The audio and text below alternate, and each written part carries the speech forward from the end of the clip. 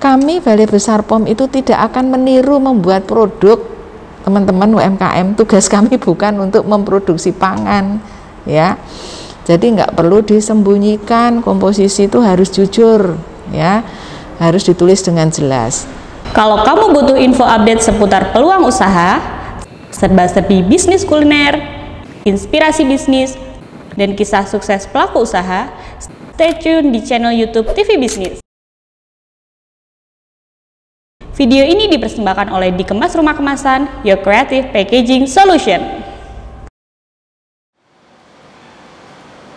Syarat-syarat pendaftaran tentunya produk itu komposisinya apa, nggak boleh bohong, ya, tidak boleh menipu balai, karena kalau menipu nanti ketahuan dari hasil pengujiannya. Kami nggak pakai pemanis, setelah diuji pakai pemanis. Kami nggak pakai pengawet, ternyata pakai pengawet. Kami pakai pengawet tapi cuma 100 mg, tapi diuji oleh Balai POM Jogja 500 mg. Nggak bisa dibohongi, ya, harus jujur komposisi itu. Kami Balai Besar POM itu tidak akan meniru membuat produk, teman-teman UMKM. Tugas kami bukan untuk memproduksi pangan, ya. Jadi nggak perlu disembunyikan, komposisi itu harus jujur, ya, harus ditulis dengan jelas. Proses produksinya bagaimana? Itu juga harus ditulis, dibikin skema, ya. Itu pun juga tidak boleh ada hal yang ditutupi, ya. Berapa lama? Kadang-kadang, wah ini rahasia perusahaan. Untuk orang lain, iya, tapi untuk pemerintah dalam hal ini, Balai Besar POM Jogja nggak boleh mengatakan rahasia perusahaan. Ya kalau semua rahasia ya sudah, uruslah, nggak akan terbit itu semua izin edar, ya. Nah, kemudian kode produksi itu perlu, ya. Misalnya hari ini misalnya tanggal 23 Juni tahun 2021 misalnya nih, ya, misalnya mau dikasih kode produksi 23621 boleh, ya. Mau dikasih kode produksi A, misalnya A 23621 boleh. Mungkin A itu karena diproduksi pagi, kalau siang mungkin beda lagi, mungkin S. Silahkan, itu yang akan membuat kode produksi itu adalah teman-teman UMKM sendiri, gitu. Nah, kemudian masa kedaluarsanya itu harus dipahami oleh semua orang. Kalau tanggal kedaluarsa kodenya, misalnya tanggal kedaluarsanya adalah 22/12/21, berarti masyarakat yang akan membeli produk teman-teman UMKM ini sudah jelas bahwa nanti tanggal 22 bulan Desember tahun 2021 itu produk tersebut sudah kedaluarsa, kan gitu, ya. Kalau tanggal kedaluarsa harus bisa dipahami, dibaca oleh semua orang. Tapi kode produksi ini adalah kode yang dibuat oleh pelaku usaha untuk mengenali sendiri produknya, ya. Jadi makanya perlu diperjelas. Nah, kemudian hasil lab. Nah, itu perlu hasil lab, ya. Baik itu cemaran bakterinya, cemaran logamnya, maupun juga bahan-bahan tertentu, artinya bahan tambahan pangannya. Nah, kemudian spesifikasi bahan itu perlu disebutkan, perlu dicantumkan. Nah, kemudian misalnya begini, kami memproduksi keripik singkong, gitu kan, yang ori. Nah, sekarang kan modelnya gitu, yang ori, yang rasa BBQ, atau yang balado, gitu kan. Apakah nomor izin edarnya sama-sama keripik singkong? Berbeda, ya, berbeda nomor izin edarnya.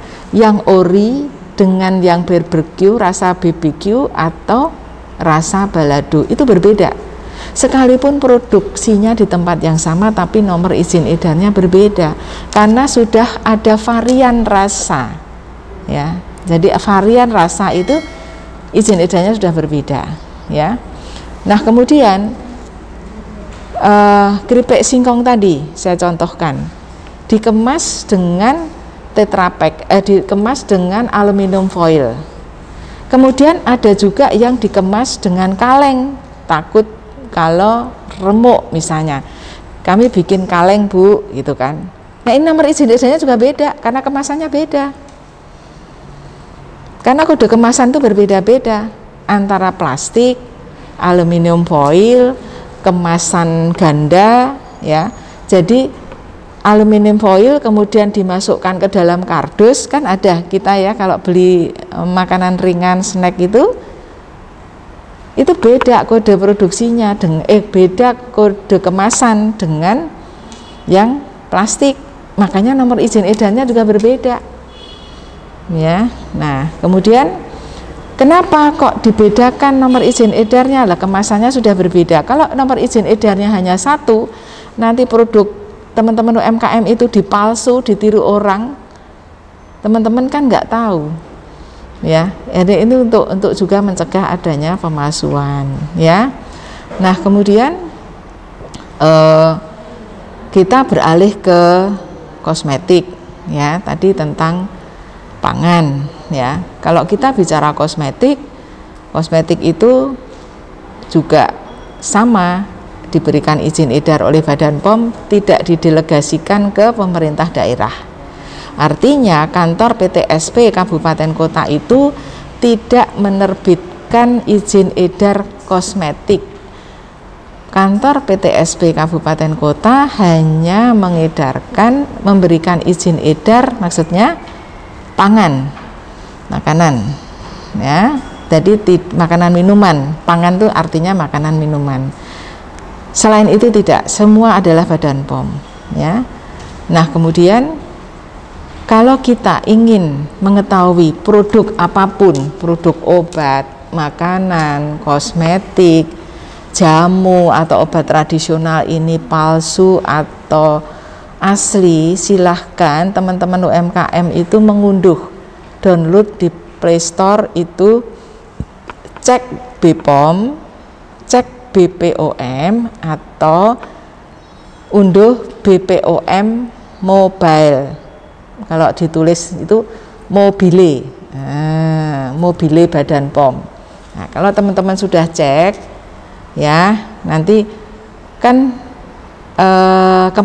di kemasan pangan ya, kita beralih kemasan pangan ataupun kosmetik ataupun obat ataupun jamu, itu sebagian sudah mencantumkan barcode ya, QR code.